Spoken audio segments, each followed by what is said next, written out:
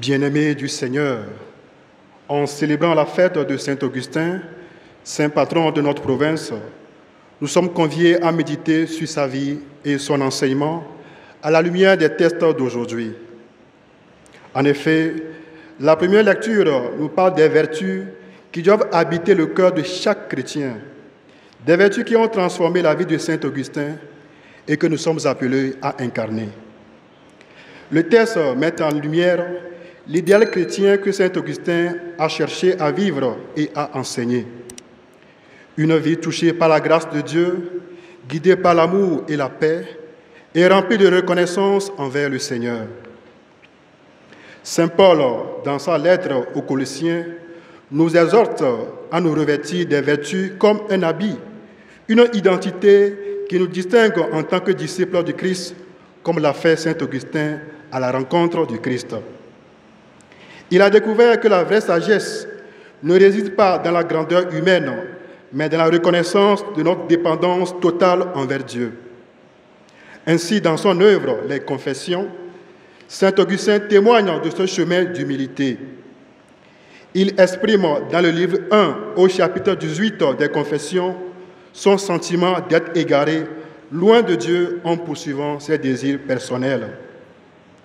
Cette confession est un rappel que la conversion chrétienne consiste à nous dépouiller de l'orgueil pour revêtir les vertus du Christ, telles que la compassion, la bonté, la douceur et la patience. Ces vertus constituent les piliers de la vie de saint Augustin qui, cherchant non plus à briller pour lui-même, mais à servir l'Église avec amour, a témoigné de la force et de la grâce divine en l'homme. Saint Paul, dans son exhortation, met aussi l'accent sur la patience et le pardon, deux vertus prônées aussi par saint Augustin que nous devons chercher, car ce dernier disait que l'amour est la mesure de l'unité de l'Église. Il voyait dans le pardon une vertu centrale pour la vie communautaire et la paix dans l'Église. Pour lui, pardonner, c'est ouvrir son cœur à la grâce de Dieu et reconnaître que nous avons tous besoin de cette même miséricorde. Donc, notre vocation en tant que chrétiens est de rétablir les relations brisées, comme le Christ nous a réconciliés avec le Père. Que tous soient un, comme toi, Père, tu es en moi et moi en toi. Dans l'extrait de l'évangile de Saint Jean que nous avons écouté, le Christ a fait une demande pour tous ceux qui croient en lui, afin qu'ils soient un, ayant une même pensée, un même sentiment, un même amour.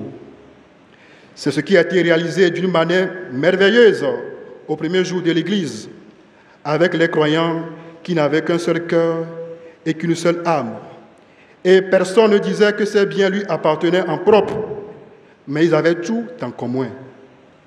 Cela demeure un puissant témoignage et nous pouvons encore le réaliser.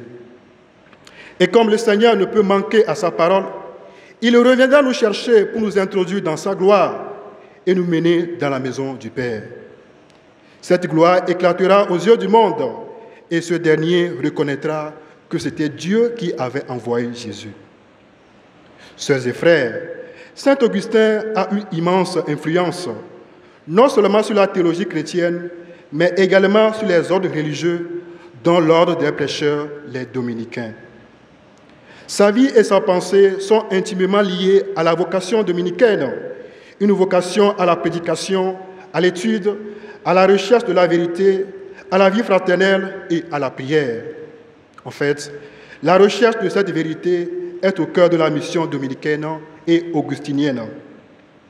Cette vérité libère et donne un sens profond à la vie.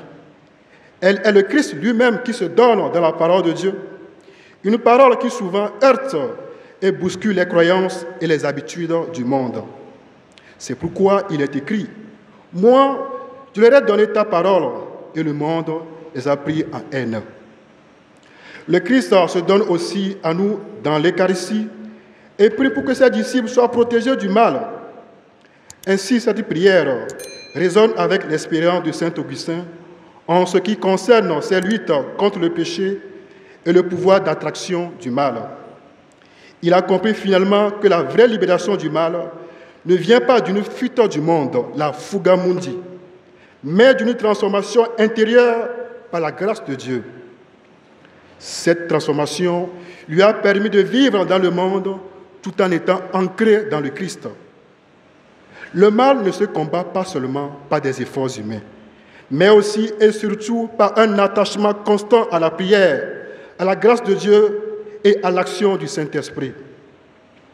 Jésus prie également pour l'unité de ses disciples, une unité aussi parfaite que celle qui existe entre le Père et le Fils. Cette prière pour l'unité est l'un des thèmes centraux de l'évangile de Saint Jean et elle trouve un écho particulier dans la théologie de Saint Augustin. Elle est essentielle, que ce soit pour le corps du Christ, l'Église, ou dans notre relation personnelle avec Dieu. Cette unité n'est pas seulement une organisation extérieure, mais une réalité spirituelle, un reflet de l'unité divine que Jésus décrit dans cette prière. Comment pouvons-nous donc, à notre tour, contribuer à l'unité de l'Église et vivre en communion avec nos frères et sœurs en Christ, malgré nos différences? Cette unité ne sera possible que si nous laissons l'amour de Dieu régner dans nos cœurs, un amour qui dépasse les divisions et les incompréhensions humaines.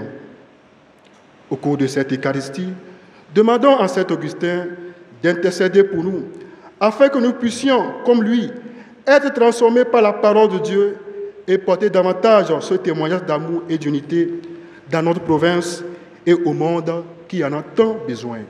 Amen.